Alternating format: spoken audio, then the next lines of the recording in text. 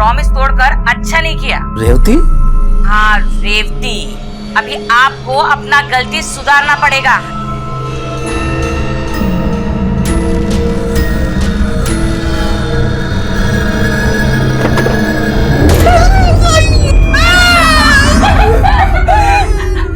प्रीति, दमयंती, तुम लोगों ने किया ना? हैं? तुम लोगों ने किया। अब्बा, आज आपने बोला था कि आप हमें फन सिटी लेके जाओगे, लेकिन आप नहीं लेकर गए और इसीलिए हमने आपको जोकर बना दिया। अब्बा अभी आपको अपना प्रॉमिस पूरा करना पड़ेगा और हम सबको कल फन सिटी लेके जाना पड़ेगा। हाँ ओके बाबा, ओके, हम तुम सबको फन सिटी लेके जाएगा, नहीं तो तुम लोग मेरा ड्रैकुला बना देगा।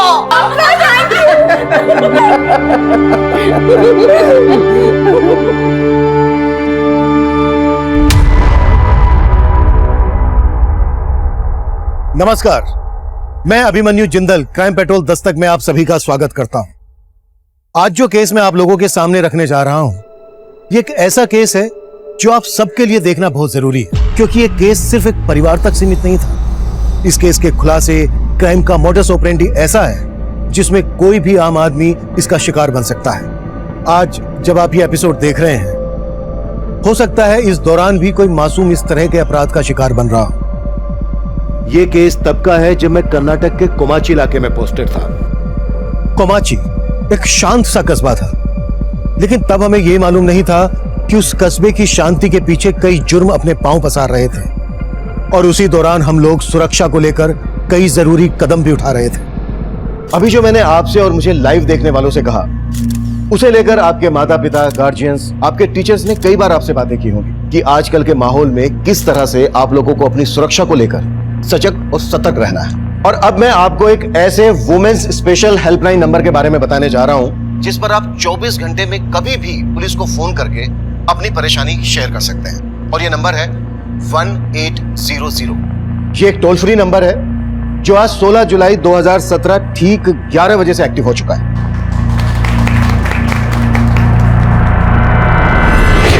अगर आप किसी ऐसे रास्ते से गुजर रहे हैं जो आपको लगता है कि वो रास्ता सेफ नहीं है, जहां रोड साइड मजनुओं का जमघट है, या आप किसी भी मुसीबत की घड़ी में हैं, तो प्लीज आप तुरंत इस हेल्पलाइन नंबर पर कांटेक्ट कीजिए। आपका ये कॉल ऑटोमेटिकली पास के पुलिस स्टेशन और पेट्रोलिंग टीम को डाइवर्ट हो जाएगा, और इस एरिया में इस नंबर पर आई शिकायतों को मैं खुद मॉनिटर करूंगा। मैं आप सभी को यह विश्वास दिलाना चाहता हूं कि जल्द से जल्द आप लोगों की सहायता की जाएगी, आपकी परेशानी दूर की जाएगी। अब मैं अपनी टीम के साथ इस नंबर का आपको डेमो देने जा रहा हूं। मान लो हमारी टीम की सदस्य उमा एक विक्टिम है, इस वक्त किसी मुसीबत में है, और वो इस टोल फ्री नंबर पर कॉल करते हैं। Uma? Yes sir. Uma, missed call नहीं करना है, पूरा कॉल करना है। लेकिन सर, मैंने तो अभी कॉल किया ही नहीं आपको। शायद जो कोई हमें लाइव देख रहे होंगे उन्होंने कॉल किया होगा, टेस्ट कॉल। मैं कॉल बैक करता हूं।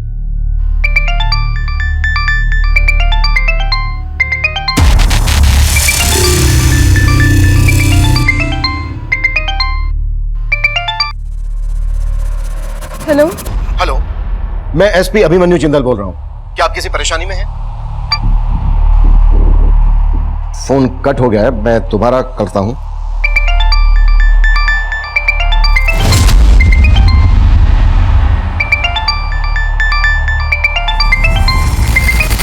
हेलो, आप कुछ बोल क्यों नहीं रही हैं? प्लीज बताइए, हम क्या मदद कर सकते हैं आपकी? देखिए, अगर आप कुछ हमें बताएंगी नहीं तो हम आपकी मदद कैसे करेंगे? प्लीज बोलिए। सर, मैंने क्राइम किया। देखिए, ऐसा नहीं बोलते। प्लीज आप हमें बताइए कि इस वक्त आप कहां पर हैं, आपका नाम क्या है? सर, ये लड़की इस हेल्पलाइन पर कॉल करके आत्महत्या करने की बात कर रही है। अब आप क्या करेंगे? देखिए, पहले हमें यह चेक करना होगा कि इस लड़की ने ऐसा क्यों बोला। प्लीज सर, पर ये हेल्पलाइन बनाई गई थी। Please no question please. Sir उस लड़की ने अपना मोबाइल फोन स्विच ऑफ कर दिया। उसके इस नंबर को सर्विलेंस पर रखो और पता करो कि आखिरी वक्त किस एरिया में एक्टिव था और किसके नाम पर रजिस्टर्ड है। Right sir.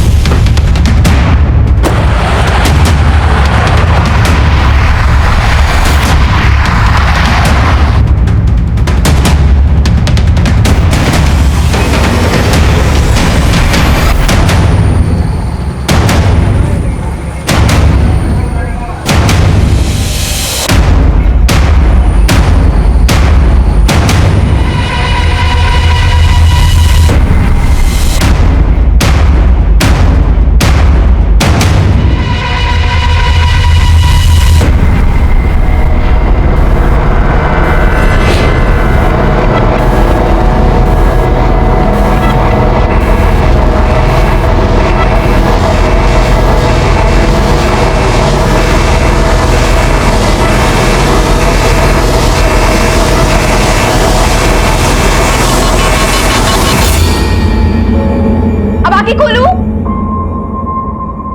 हाँ दीदी खोल दो। ठीक है। मेरे को पता है पार्टी मेरे को सपोर्ट करती है, लेकिन भले ही मुझे टिकट दे दे, दमयंती बच्चे बचत के लिए मेरे पास। प्रीति, क्या किया? कर दिया ना नुकसान। अम्मा क्यों मारा इसको? हमेशा मस्ती मस्ती मस्ती, बस पक्की मस्ती करना है खाली। अम्मा बच्ची है वो, चलता है ये सब।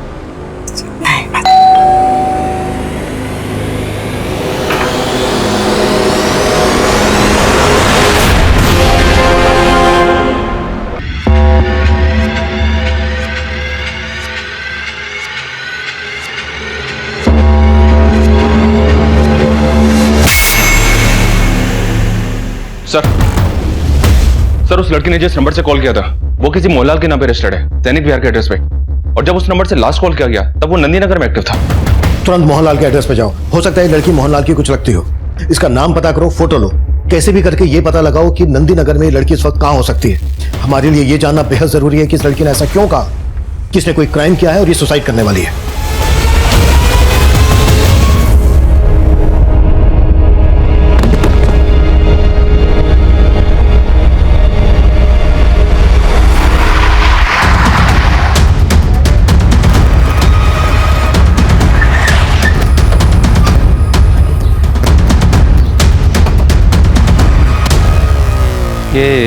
ये मोहनलाल का घर है? हाँ सर यही है।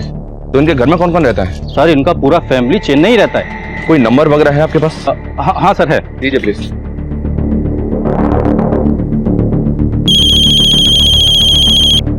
हेलो जी। आप मोहनलाल बोल रहे हैं? हाँ जी। देखिए मैं कोमाची पुलिस स्टेशन से सब इंस्पेक्टर मनीष बोल रहा हूँ। अभी अभी एक लड़की ने आपके दूसरे नंबर से हमें कॉल किया था। मेरे नंबर से? 4440614006। नहीं, मेरे पास ऐसा कोई नंबर नहीं है जी। ये नंबर आपके सैनिक विहार पते पे रजिस्टर्ड है। 4 महीने पहले नंबर लिया था आपने। मेरे कुछ समझ में नहीं आ रहा है। हाँ 6 महीने पहले मैं उधर गया था सर जी, एक रिश्तेदार के यहाँ मैरिज अटेंड करने गया था। उधर मैंने एक दुकान से मोबाइल सिम खरीदा था सर। वो दुकानदार मेरे डॉक्यूमेंट से मिसयूज तो नहीं कर लिया? तो क्या आप हमें बता सकते हैं यहाँ से आपने किस दुकान से सिम लिया था?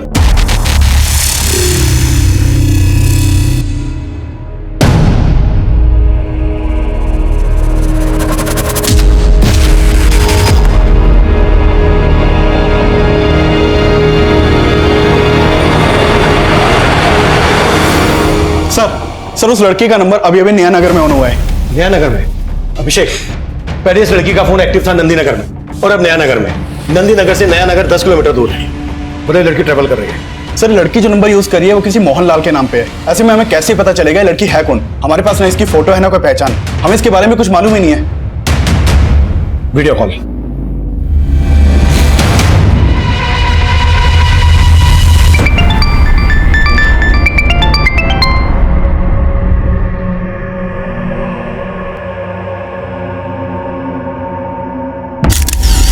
हेलो बेटा, मैं अभिमन्यु जिंदल। पहले आपकी मेरे से ही बात हुई थी। देखो बेटा, मैं समझ सकता हूँ आप किसी वजह से गिल्ट में हो। देखो बेटा, आप अभी बहुत छोटे हो सकता है आपसे कोई भूल हुई हो, लेकिन ऐसी कोई भूल नहीं है जो सुधारी ना जा सके। आप हमें खुल के बताइए, आपको क्या हेल्प चाहिए हमारी? नाम क्या है बेटा आपका? आपके पेरेंट्स कौन है? आप कहाँ रहती हैं? हम आपकी मदद जरूर करेंगे। नहीं, आप मेरी कोई मदद नहीं कर सकते। स्विच ऑफ कर दिया। अभिषेक, मुझे लग रहा है ये लड़की कुछ भी कर सकती है और हमें इसको ऐसा करने से रोकना होगा। इसका फोटो मैं तुम्हें सेंड कर रहा हूं। सभी सोशल साइट्स और न्यूज चैनल में ये फोटो सर्कुलेट करो। देखकर तो यही लग रहा था कि ये किसी बस में ट्रेवल कर रही है। नया नगर के पास में जो भी पेट्रोलिंग टीम है उसको इसका फोटो भेजो और इसे अपडेट करो। इस लड़की की उम्र 16 से 17 साल की होगी, मतलब ये जरूर किसी स्कूल या कॉलेज में जाती होगी। आसपास के जितने भी स्कूल कॉलेजेस हैं सब जगह पता करो। हो सकता है वहां से इसके घर वालों के बारे में हमें पता चल जाए। क्विक सर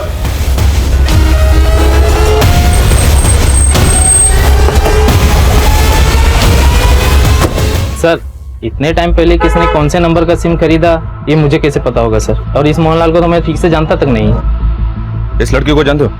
शायद मोहनलाल के डॉक्यूमेंट पे ऐसे सिम दिया हो। नहीं सर, मैं इसे नहीं जानता। और सर हम ऐसा काम नहीं करते। और 6 महीने पहले तक तो बिना डॉक्यूमेंट्स के भी सिम मिल जाया करते थे। शायद वहीं से लीक हुआ वो मोहनलाल का डॉक्यूमेंट्स। ये वही लड़की है जिसने पुलिस के हेल्पलाइन नंबर पर फोन करके ये बोला था कि उसने कोई क्राइम किया है और वो सुसाइड करने वाली है। आखिर क्या वजह रही होगी, इसका पता अभी तक पुलिस भी नहीं लगा पाई है।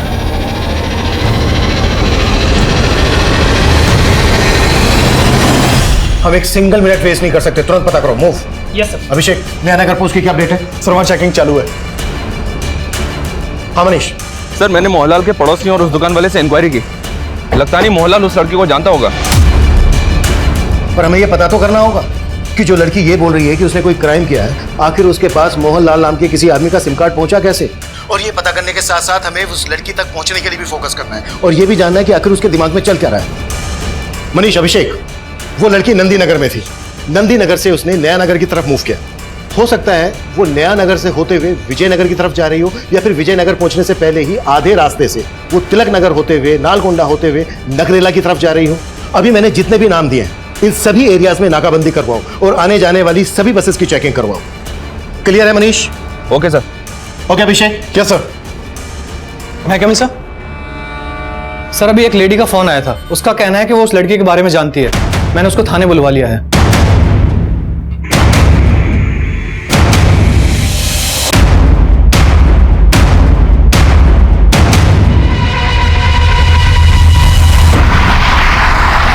वो लड़की शायद इस वक्त नया नगर में एक बस में ट्रेवल कर रही है। इस रूट की सारी बसेस अच्छी तरह से चेक करो। ओवर।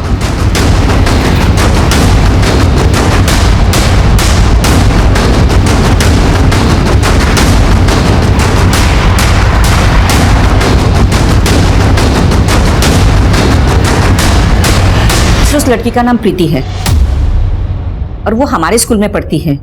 उस स्कूल की मैं प्रिंसिपल हूँ। प्रीति? और ये प्रीति रहती कहाँ है? स्कूल के डेटाबेस से मैंने ये एड्रेस निकाला है। उसकी माँ का नाम रेवती नायर है और वो विडो है। प्रीति के फादर नहीं है? जी सर। अभिषेक, मनीष को ये एड्रेस सेंड करो और उससे कहो कि प्रीति की फैमिली से तुरंत जाके मिले। सर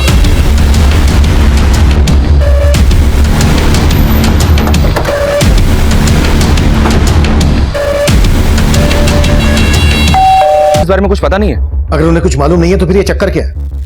मेरी जब आखिरी बार प्रीति से बात हुई थी वीडियो कॉल पर, तब उसे देखकर ऐसा ही लगा था कि वो अकेली है। ऐसे लगा नहीं कि उसके साथ उसकी छोटी बहन दमयंती भी होगी। सर प्रीति बोल रही थी कि उसने कोई क्राइम किया है। कहीं ऐसा तो नहीं जिस क्राइम की प्रीति बात कर रही थी वो उसकी माँ का मर्डर तो नहीं? हो सकता है प्रीति ने ही अपनी माँ को मार दिया। अगर ऐसा है तो इट्स रियली वेरी सीरियस। और सबसे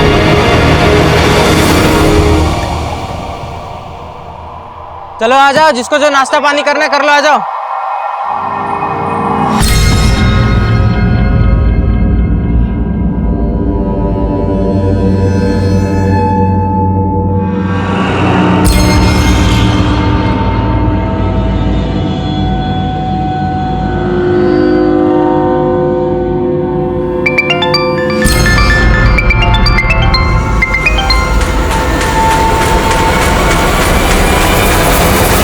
सर, प्रीति का उसके फैमिली के साथ क्या इशू है इस बारे में मुझे कोई आइडिया नहीं है, मगर हाँ, प्रीति हमारे स्कूल की ब्रिलियंट स्टूडेंट है। वो पढ़ाई में भी काफी तेज है। लास्ट ईयर 10th में उसे 2nd रैंक मिला था और सरकार की तरफ से 10th बोर्ड के जितने भी टॉपर्स थे उन सभी को टैबलेट गिफ्ट में दिया गया था। माना प्रीति पढ़ाई में अच्छी है, पर कभी आपने प्रीति में ऐसा कुछ नोटिस किया जो आपको अजीब लगा हो? सर, प्रीति काफी रिजर्व रहने वाली लड़की थी, लेकिन एक बार उसने स्कूल में एक लड़की के साथ मारपीट की और वो काफी वॉयलेंट हो गई। छोड़ो छोड़ो छोड़ो छोड़ो छोड़ो! प्रीति, क्या कर रही हो तुम? क्यों मार रही हो ज्योत्सना को? सर, प्रीति एक अच्छी स्टूडेंट थी, इसीलिए उसके बिहाफ में हमने ज्योत्सना के पेरेंट को कन्विंस किया कि उसके खिलाफ कोई भी एक्शन ना ले। इससे उसका फ्यूचर स्पॉइल हो सकता था। कि प्रीति ने माफी मांग ली और सब सेटल हो गया।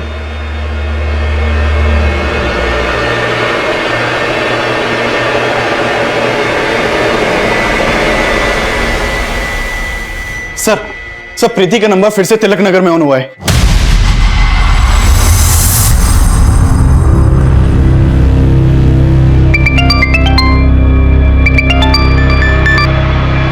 कट कर दिया। प्रीति, हमें मालूम चल गया है तुमने क्या किया है। तुम डरो मत, हमारे पास आओ, हम तुम्हारी मदद करना चाहते हैं।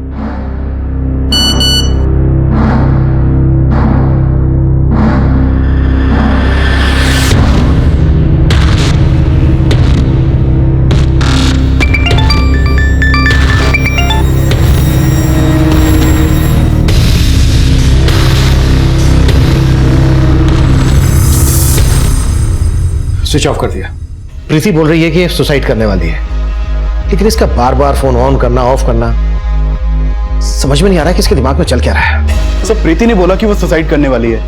कहीं ऐसा तो नहीं कि ये सब बातें करके वो लोगों की सिंपैथी गेन करना चाहती हो, जबकि ये साफ है कि प्रीति की मां का मर्डर हुआ है। सर इस सुसाइड की बात करके कहीं प्रीति खुद को बचाने का रास्ता तो नहीं खोज रही है? अम्मा अम्मा देखो आपकी पोती कैसे पूरी मीडिया को और पुलिस वालों को अपने इशारों पे नचा रही है। और अम्मा पुलिस को आपकी बहू की लाश भी मिल गई है। लाश?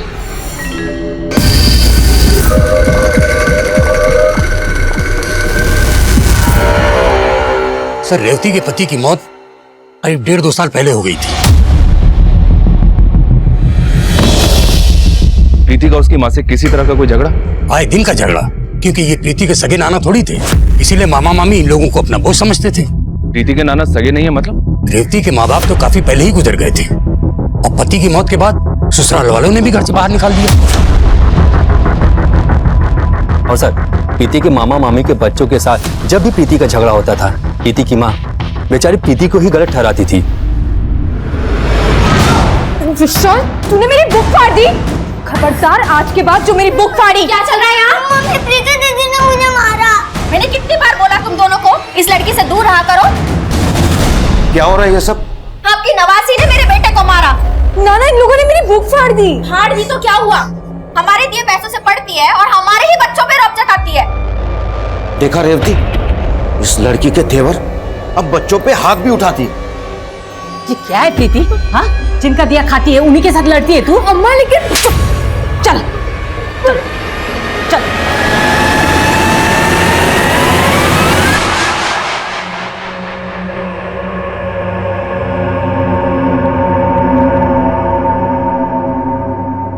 पुलिस ने इस लड़की की पहचान कर ली है।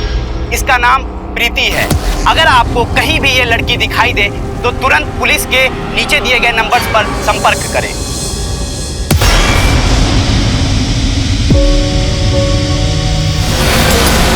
प्रीति के दिमाग में क्या चल रहा है ये पता लगाने के साथ साथ ये पता लगाना भी जरूरी है कि प्रीति अगर हमसे भाग रही है तो उसकी छोटी बहन दमयंती के गायब होने के पीछे क्या चक्कर है। प्रीति का फोन इस बार नया नगर से ट्रेवल करके तिलक नगर में ऑन हुआ है। इसका मतलब यह है कि प्रीति नागरेगा की तरफ ट्रेवलिंग कर रही है। सभी पेट्रोलिंग टीम को अपडेट करो और प्रीति के स्कूलमेट से भी मिलो, उनसे शायद हमें कोई लीड मिल सकती है। प्रीति के सभी दोस्तों को बोलो कि लगातार वो प्रीति को कांटेक्ट करते रहें और अगर किसी की भी प्रीति से बात होती है तो वो कैसे भी करके प्रीति को वापस बुलाने के लिए कन्विंस करें, कैसे भी करके। सर ये सब देख के हमने प्रीति को कई दफा फोन लगाया था, लेकिन उसका फोन स्विच ऑफ आ रहा था। किस नंबर पे फोन लगा रहे थे आप? सर 444-061-461। लेकिन ये नंबर तो किसी मोहनलाल के नाम पे रजिस्टर्ड है। ये मोहनलाल आपको और प्रीति का लगता क्या है जो प्रीति उसके नाम का नंबर यूज करिए? मोहनलाल सर,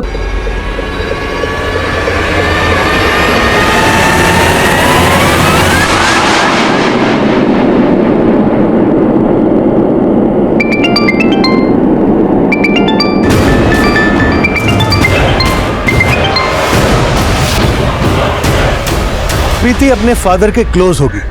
प्रीति के फादर की मौत संदिग्ध परिस्थितियों में हुई थी। तब हम यह मानकर चल रहे थे कि अगर प्रीति की दादी प्रीति की मां पर प्रीति के फादर दर्शन की मौत का आरोप लगा रही थी तो हो सकता है यह बात काफी पहले उसके दिलो दिमाग में घर कर गई हो और रेवती का मर्डर प्रीति के फादर दर्शन की मौत का बदला हो। लेकिन इस थ्योरी पे सबसे बड़ा प्रश्न यह था कि प्रीति की छोटी बहन दमयंती कहां गायब थी।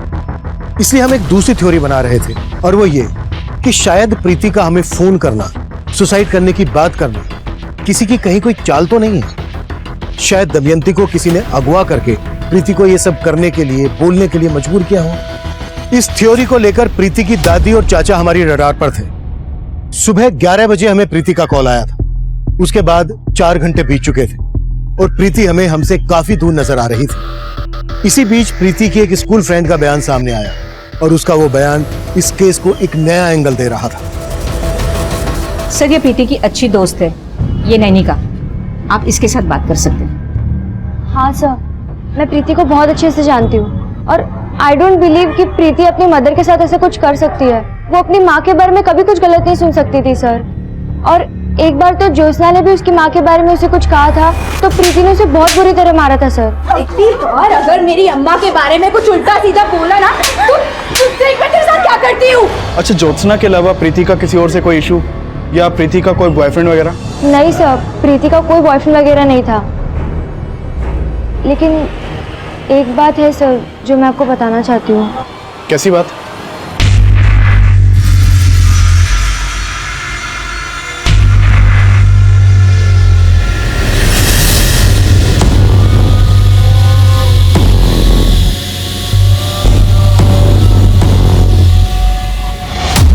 भाभी के हिस्से की तो आपको एक बात साफ कर दूं, दर्शन अन्ना ने अपनी मौत के पहले ये घर तक गिरवी रख छोड़ा था।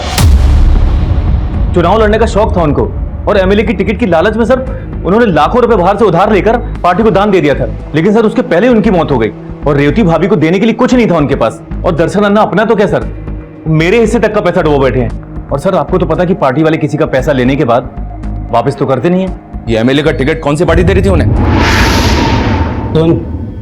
प्रीति का बाप मेरी पार्टी का कार्यकर्ता था।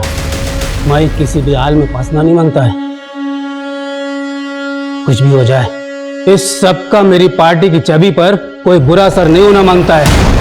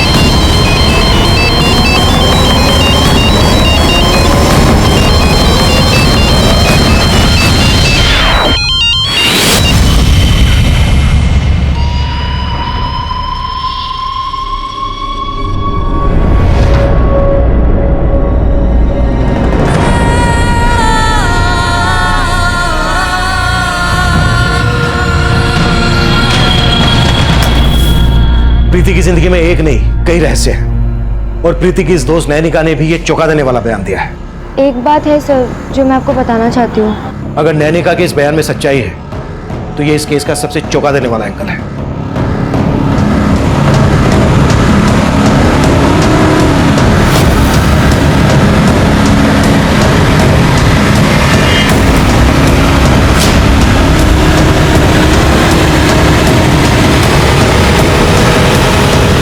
सुनो,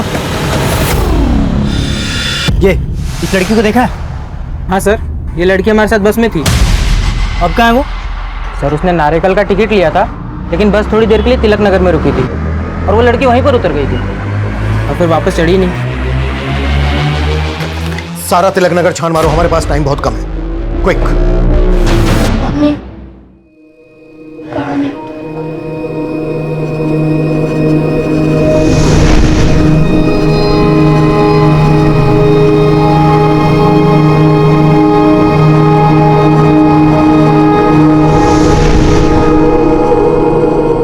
सर ये सरासर झूठ है। भला मैं अपनी नवाजी के साथ ऐसा क्यों करूंगा? लेकिन उसकी दोस्त नैनिका ने तो हमें यही बताया। सब प्रीति ने मुझे खुद बताया था कि उसके नाना उसे काफी टाइम से मोलेस्ट कर रहे हैं। सर वो लड़की झूठ बोल रही है। और आप सच बोल रहे हैं इस बात की क्या गारंटी है? देखिए जगन्नाथ जी, अभी भी कह रहा हूं, जो सच है वो बोलिए। आपकी बेटी का मर्डर किसने किया? दमयंती और प्रीति कहाँ है बताइए। सर मैंने ऐसा कुछ नहीं किया जैसा उस लड़की ने आपको बताया। हाँ सर, आप पप्पा पे ऐसे ही इल्जाम नहीं लगा सकते। सच तो ये है कि रेवती दीदी खुद प्रीति के चरित्र पर शक करती थी। बोल, कौन था वो लड़का? अम्मा बेवजह मुझ पे शक कर रही हो। मैं नहीं जानती उस लड़के को। लेकिन मैं तुमको अच्छी तरह से जानती हूँ। क्या चल रहा है तेरा उस लड़के के साथ? बोलना। कुछ नहीं चल रहा है। आपको मुझ पे ट्रस्ट नहीं है क्या? देख, मुझे घुमाने की कोशिश मत कर तू। मैंने देखा वो लड़का और तुम एक दूसरे को कैसे देख रहे थे। अगर ऐसा ही चलता रहा तो आईपीएस बनने का सपना कैसा पूरा करेगी तू अपने अप्पा का? हाँ, बोलना। सर आप प्रीति की दोस्त पर भरोसा मत कीजिए। नैनिका ने वही कहा होगा जो प्रीति ने उसे बोला होगा। सर प्रीति नादानी में आकर हम सबसे बदला लेने के लिए सब कर रही है। भले ही अप्पा ने प्रीति को बचाने के लिए बोला हो कि उसने अपनी माँ को नहीं मारा, लेकिन सर प्रीति ऐसा कर सकती है। और सर प्रीति को ही पता होगा कि दमयंती कहाँ है। हाँ अभिषेक सर, मैंने प्रीति के उस नंबर के कॉल रिकॉर्ड चेक किए जो मोहनलाल के नाम पे रजिस्टर्ड है। सर उस नंबर के कॉल रिकॉर्ड में मोहनलाल के नाम पे रजिस्टर्ड एक दूसरा नंबर भी मिला है। मोहनलाल का दूसरा नंबर? हाँ सर ये नंबर प्रीति के साथ लगातार ट्रैवल कर रहा था। हो सकता है कि प्रीति के साथ कोई हो जो मोहनलाल के नाम पे रजिस्टर्ड इस नंबर को इस्तेमाल कर रहा हो।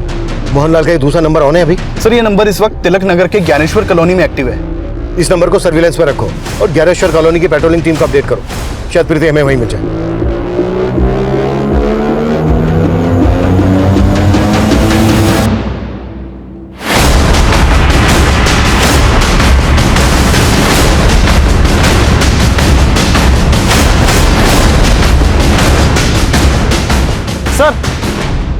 सर इस बिल्डिंग में गई थी। विशाल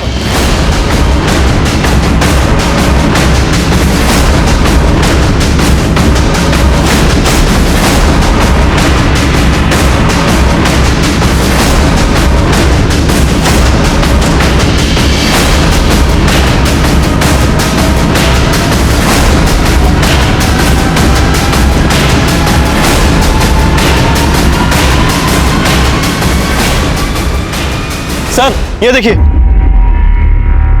सर ब्रोकन टाइम मिला है, हो सकता है प्रीति का हो। इसको ऑन करने की कोशिश करो सर। हाँ मनीष।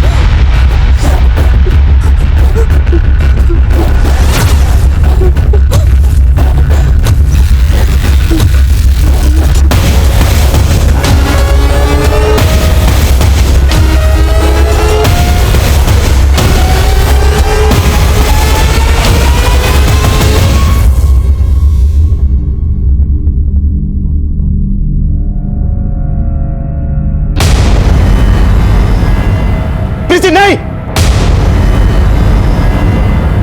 मेरे पास मत आना, वरना मैं कूद जाऊंगी। ओके बेटा, हम आपके पास नहीं आ रहे, लेकिन बेटा ये कदम ठीक नहीं है। देखो हमें पता चल गया है आपके साथ क्या हुआ है। नहीं सर, आप कुछ नहीं जानते। बिल्कुल नहीं है कि हम अपने बच्चों की जिंदगी में जरूरत से ज्यादा इंटरफेयर करें, लेकिन हमारा ये फर्ज बनता है कि हम अपने बच्चों को सही और गलत इंसान की पहचान करवाएं। प्रीति, नैनिका या इनके पेरेंट्स पहले ही हमारे पास आए होते तो इन अपराधियों का हौसला इतना नहीं बढ़ा होता। इस केस का ये दयनीय असर आज भी कोमाची में बरकरार है। ये गंभीर मुद्दा है, इस पर हम सबको एक बार सोचना चाहिए। अब मैं अभिमन्यु जिंदल आप लोगों से विदा लेता हूं। आपसे फिर मुलाकात होगी एक नए केस के साथ। देखते रहिए क्राइम पेट्रोल 10।